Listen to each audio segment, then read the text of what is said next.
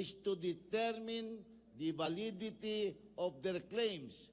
And if the validity is established, then OWA is willing to advance the money claims of all the OFWs in Saudi Arabia.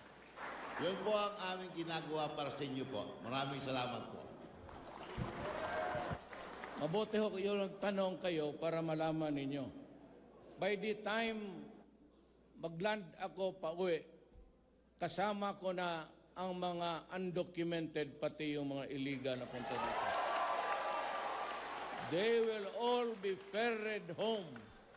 Ang first batch niyan, pag landing ko sa Davao, landing yung eroplano, dala sila.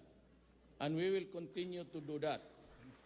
Hindi lang kasi ninyo alam, okay, hindi mo kayo nagtatanong, that is why this is as good as any other time to ask your question.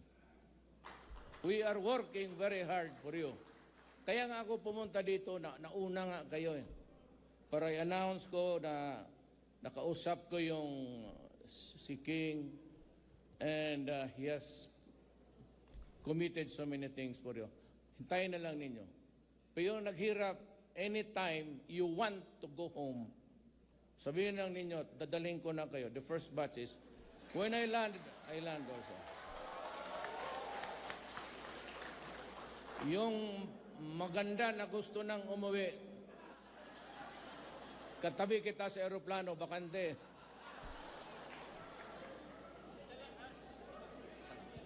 Yes, I'm willing to answer your question. Wala kaming hangarin dito except your welfare. That is why this is my first destination. Assalamualaikum, Mr. President. Alaikum salam.